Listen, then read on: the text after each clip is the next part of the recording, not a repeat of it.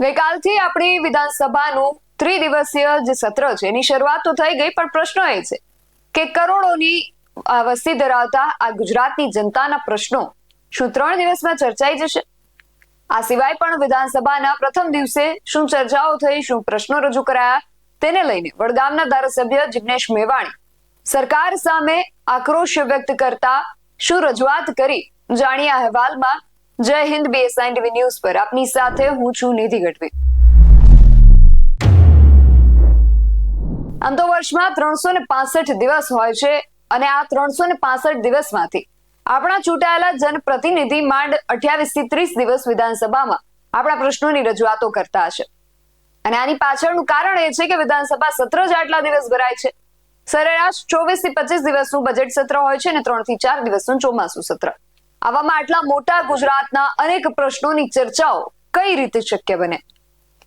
અને આવો જ પ્રશ્ન જિગ્નેશ મેવાણીએ પણ ઉઠાવ્યો છે। નિર્ભય ન્યૂઝના પત્રકાર રિદ્ધિ ઉંદાળે જ્યારે જિગ્નેશ મેવાણી સાથે વાત કરી ત્યારે તેમણે શું કહ્યું, જુઓ આ અહેવાલમાં। છું આપની સાથે રિદ્ધિ। અત્યારે મારી સાથે ધારાસભ્ય જિગ્નેશભાઈ મેવાણી જોડાયેલા છે। સીધી તેમની સાથે જ વાતચીત કરીએ। વિધાનસભાનું સત્ર હવે શરૂ થઈ ગયું છે।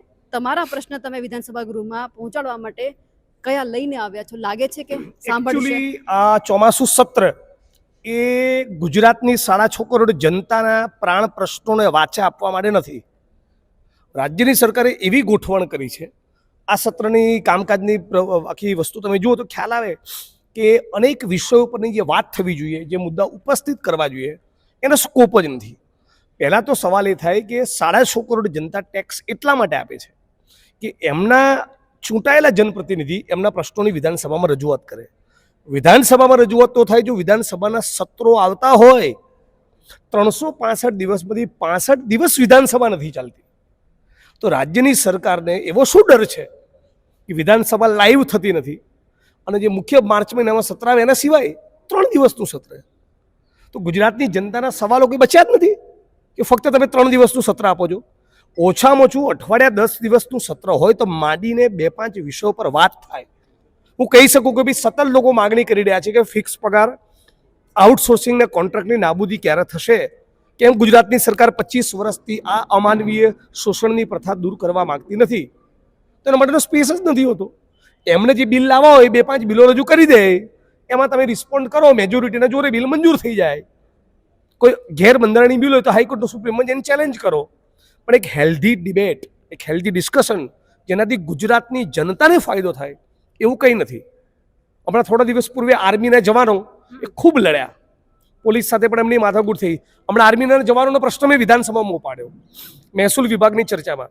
કીધું આર્મીના જવાનોની પણ માગણી છે કે એમને સરકારી પડતર જમીનની ફાળવણી કરવામાં આવે। મહેસૂલી કાયદામાં જોગવાઈ છે કે આર્મીના જવાનોને સરકારી પડતર જમીનની ફાળવણી થાય।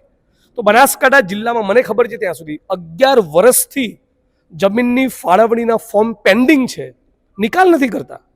એટલે ધારો કે ખેડ બ્રહ્મામાં 122 વિધવા બહેનોએ પેન્શન માટે અરજી કરી હોય તો 122 માંથી જો 100 બહેનો લાયક હોય, વિધવા પેન્શન મેળવવાને હકદાર હોય તો 100 મંજૂર થાય।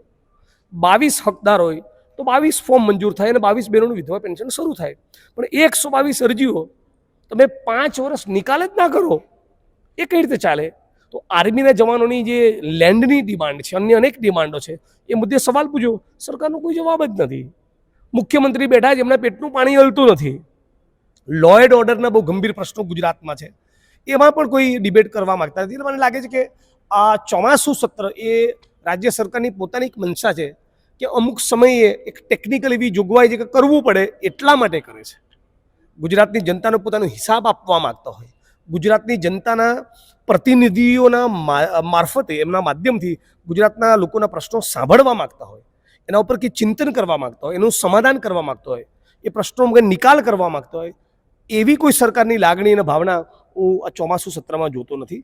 અને આપણે ગુજરાતના વિધાનસભાના મંચ ઉપર અમને એક વખત અમે લોકો કોંગ્રેસના મિત્રો બોલ્યા છે કે ભાઈ પ્લીઝ એટલીસ્ટ હવે તો લાઈવ કરવાનું ટેલિકાસ્ટ કરો। હાઈકોર્ટ ને સુપ્રીમ કોર્ટ લાઈવ થઈ ગઈ, નામદાર સર્વોચ્ચ અદાલતના તમામ પ્રોસિડિંગ્સ લાઈવ થતા હોય તો ગુજરાતની વિધાનસભાના મંચ પર શું ચાલે છે એ જાણવાનું ગુજરાતની જનતાને કેમ અધિકાર નથી?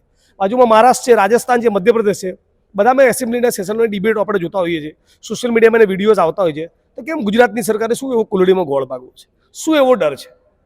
કયા એવા પાપ ખુલવાની ચિંતા છે કે લાઈવ નથી કરતા. એટલે તો આજે આપના માધ્યમથી માગણી કરું છું કે લાઈવ થવું જોઈએ. ચોમાસું સત્ર ફક્ત 3 દિવસનું હોય બિલકુલ અયોગ્ય છે. અને ઓછામાં ઓછી 101 દિવસ વિધાનસભા ચાલે, 365 દિવસ. ઇનફેક્ટ એટલીસ્ટ પાર્લામેન્ટ જેટલી ચાલે છે એટલી તો એસેમ્બલી ચલાવો. એટલે આ બહુ મોટી ચિંતાનો વિષય છે કે સરકાર વિધાનસભા ચલાવવા માંગતી જ નથી. દલિતો ઉપર ગુજરાતમાં અત્યાચાર થઈ રહ્યા છે, મુદ્દો ઉઠશે, જવાબ મળશે? હા, એની ઉપરની ડિબેટ હશે તો ચોક્કસ એ મુદ્દે તો મને કહેવાની જરૂર જ રહેતી નથી. ગુજરાતના ફિક્સ પગારના કર્મચારીઓનો પ્રશ્ન હોય, ખેડૂતોનો પ્રશ્ન હોય, મારા વિધાનસભા વડગામનો પ્રશ્ન હોય. મારા વડગામમાં જીઆઈડીસીના યુનિટની જાહેરાત કરી, એ કીટ નથી મૂકી, તો તમે શું કરવા માંગો છો? કોંગ્રેસની સરકારે તો 150 તાલુકામાં જીઆઈડીસીના યુનિટ બનાવ્યા. એક જીઆઈડીસીના યુનિટમાં 5-10 હજાર લોકોને કામ, ધંધોનો રોજગાર મળ્યો. આજે ગુજરાતનો જે ઔદ્યોગિક વિકાસ છે એની કોઈ એક પક્ષ ક્રેડિટ લે તો સદંતર અયોગ્ય છે. તો મારા જીઆઈડીસીના યુનિટની ડિમાન્ડ કરવી છે. કયા પ્લેટફોર્મ પર? 3 દિવસનું સત્ર હોય છે. હમણાં શિક્ષક દિનના દિવસે તમે વિદ્યાર્થીઓ સાથે બેઠા હતા. પ્રશ્ન છે. બિલકુલ 60,000 જેટલા લોકો ઉમેદવારો એક્ઝામ પાસ કરી. એક બાજુ આખું ગુજરાત જાણે છે એમ 50,000 થી 1 લાખ શિક્ષકોની ઘટ છે.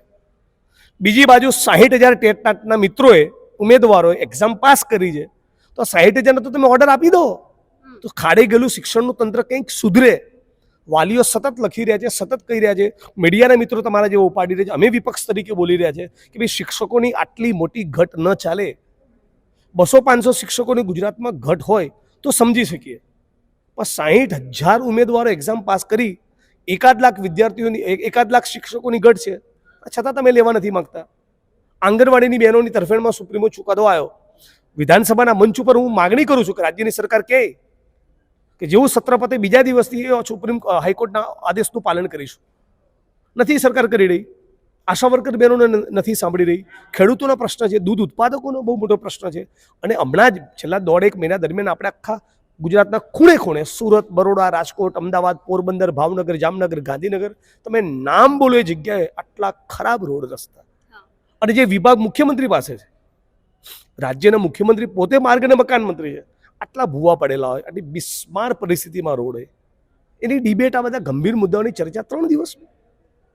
દારૂ જુગારના અડ્ડા 33 જિલ્લામાં ચાલતા હોય, ક્યાં બોલવું, કયા પ્લેટફોર્મ પર બોલવું? તો વિધાનસભાનું પ્લેટફોર્મ છે. તો વિધાનસભામાં તમે 3 દિવસનું સત્ર રાખો છો, કામ 2 દિવસ. કામ 2 દિવસ. એટલે બહુ ગુજરાતની જનતાએ સમજવું જોઈએ.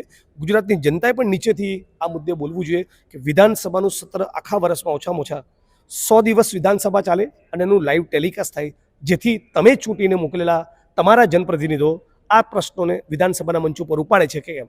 જેમ કે આજે આર્મીના જવાનો, આદિવાસી ભાઈઓ, દલિતો, ઓબીસી, નાનો અને સીમાંત ખેડૂત બનાસકાંઠા જિલ્લાનો, એને સરકારી પડતર જમીનની ફાળવણી થાય, આ મેં રજૂઆત કરી.